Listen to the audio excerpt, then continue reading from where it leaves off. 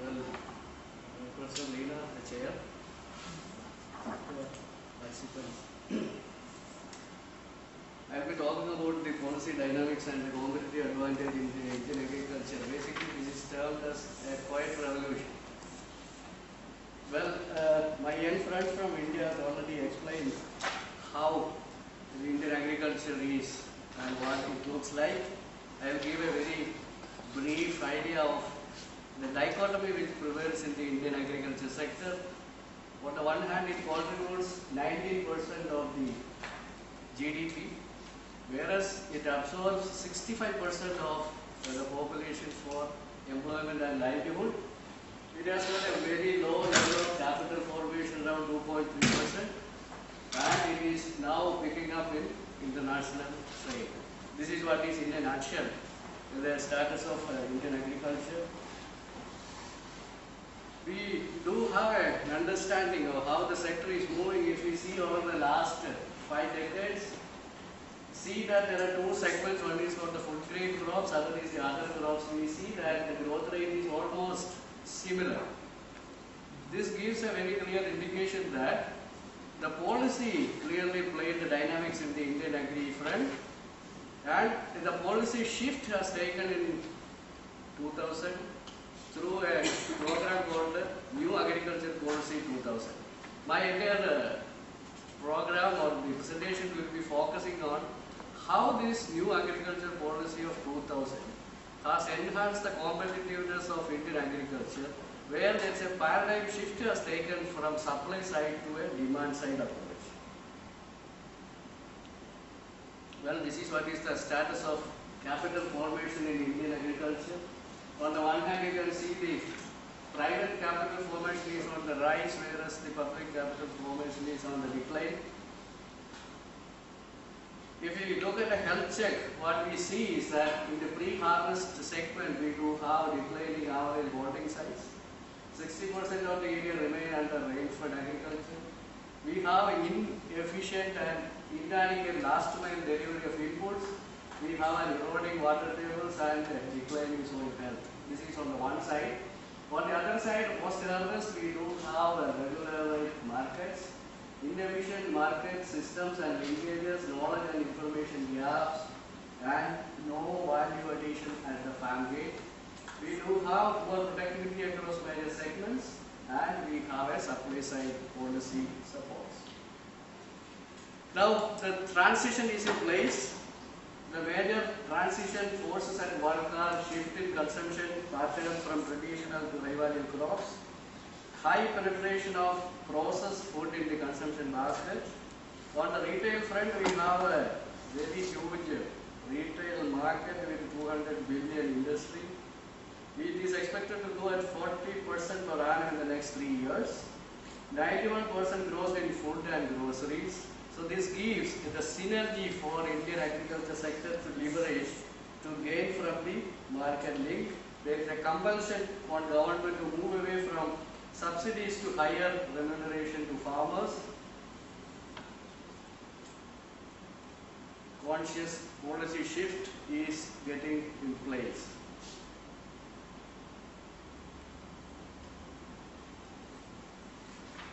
Now, challenges what the Indian agriculture face towards this paradigm shift are land fragmentation and lack of land markets. We have poor credit and risk cover mechanisms. We have inadequate knowledge of potential risk and returns. And we need to go for a scalability and sustainability by linking farms to the market. This is what is the demand-driven farming system we are talking about. But we do have a lack of collaboration across the value chains, and we have a multiple stakeholding system where decision making is complex, and there remains an amount of mistrust across the stakeholding groups. So the agriculture policy was towards establishing the competitiveness for profitability, growth, development, sustainability and inclusiveness. Now you can see the complexities involved in the policy process, where the government was expected to enhance profitability, growth, development, sustainability as well as inclusiveness. Now we have deployed the strategy of these policy policy dynamics into two groups. One is called the vertical value chains, another one is the horizontal ones. In the vertical value chains, we have taken all the growth engines like food, grains, food processing, dairy, floriculture, horticulture, and the individual crop segments. And we have taken the horizontal value chains, which is cutting across all the vertical ones like policy rationalization, market linkages, investment promotion, risk mitigation, international linkages, and productivity plans. By doing this in 1991, we do have the crop composition. This, if you see in the next slide, this has significantly changed across 2005-6. This is what basically what we project the competitiveness the Indian farmers have witnessed by getting into the new policy framework of new agricultural policy 2000. If you see the previous slide and this slide, you can see there is a significant increase in the percentage share of crops which compose the total agriculture basket of India. Now you can see the wheat and the rice is on the decline. As at the same time, we can see that the fruits and vegetables, is a high value segment, is taking an increase. Similarly, if you see the trade, what we perceive is that trade is a function of the competitive advantage of the sector. If you see in the graph across the years, from 1991 to 2003, the exports are on the rise. This is a significant increase which has happened from 1994-95. This basically is perceived as a contribution of the policy dynamics which the new agriculture policy 2000 has brought into the scene. Now, coming to the specific crop baskets for trade, see if in the 1991 we did have the highest exports from marine products, followed by tea and coffee plantations. But if we look at 2004-5, the combination has shifted. The tea has brought down, but at the same time we do have a greater exports from fruits and vegetables, spices, then oil meals, marine products. So the structure of our export basket got changed over a decade. This is expected to be the outcome of the competitive policy support provided by the new agriculture policy.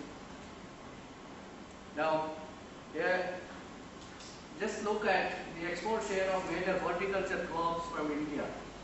It shows that fruits constitute 24%, vegetable constitute 32%. This is taking a chunk of the total exports which India is now doing in the international market. And currently we do have a share of 12% of the total exports from agri high value products. Given this, what we are trying to conclude is that policy is the growth engine for the agriculture sector in India to take it forward for profitability, sustainability and inclusiveness. Thank you. Thank you very much for this interesting presentation. And I would like to ask, you mentioned policy and you mentioned new agricultural policy support. What is the new agricultural policy support? Given that in India, as I see, is much more dependent on agriculture than European Union or Western economies. So what is this new policy support? Say for example, like the common agriculture policy of Europe, what we have done in 2000 is that the agriculture has been taken out of the conventional wisdom. Earlier what we used to believe is that agriculture is providing food to 65% of the population directly by providing employment in the sector, and the remaining we are getting depending on the sector for food security. In 2001, the government has taken a bold initiative. They said that there is no supply side food security, rather we go for a demand side food security. Rather than giving food at a cheaper price, we will provide more employment. The moment the more employment is generated, you will have more income, which you will be able to access food from the market. So the food security concept has got changed. Earlier we do have a common public distribution system where it was the responsibility of the state to provide food to all. So in 2000 what the government decided that no more it is the responsibility of the state, We will only concentrate on the people below the poverty line. That's called BPL. That is fixed at 30% of the total population. So the total food stuff, the food stocks which the government had to maintain in the public distribution system has declined drastically. So that expenditure they have invested in the agriculture sector for capital formation. So this has given a boost to the sectors where incentives were looked for. So this has created a boom in the production dynamics, and it has created a demand-driven agriculture system where people started moving away from traditional grain crops to value-added. Would you show once more this slide on the structure of production? Very interesting.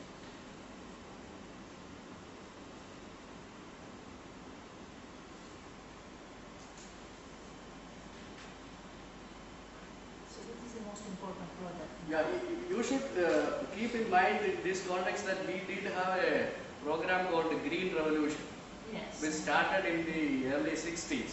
Right. The purpose of Green Revolution was essentially to establish food security rather than gaining competitive advantage in agriculture.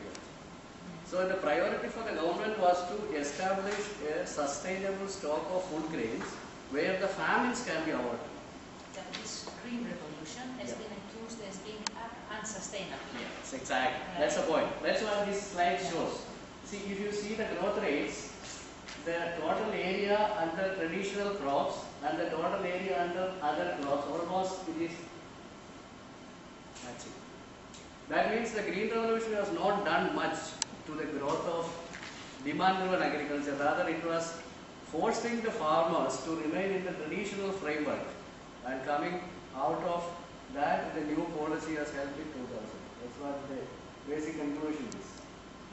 So now the policy, according to what you said, is encouraging investments Yes. rather than direct production, so that there's a boost in employment. The employment as well as production level, productivity As well level. as productivity. We're trying to modernize, let's say. Exactly. Getting linked to the market. Now the farmers, what they were mentioning earlier is that the farmers is responding to the demand which is coming from the market. Earlier they used to look for government subsidies to determine their crop mix. Today the paradigm shift is that the farmers are aware that government subsidies and supports cannot sustain. Rather, they should have a production system linked to the market demand. So the demand, the consumption pattern is shifting from grains to high value crops. So if you see the dairy revolution which has taken place in India. It's a similar trend in European Yes, exactly. agriculture. So what my conclusion is that the Common Agriculture Policy of Europe is getting reflected into the Indian Agriculture Policy of 2000, where there is a synergy which is building towards a capital. Even though in Europe agriculture is, as you know, corresponds to 2% of Yes, even 1% of the agricultural Yes. population. Even so, Yes. so it would be interesting to make in a paper or study for somebody to make the comparisons Yeah. between Yeah. European agriculture and a country like India. Yeah, but there is a mismatch here is that you see in the case of Europe, the population pressure on land is very less. Unlike in India, where the pressure of population on land is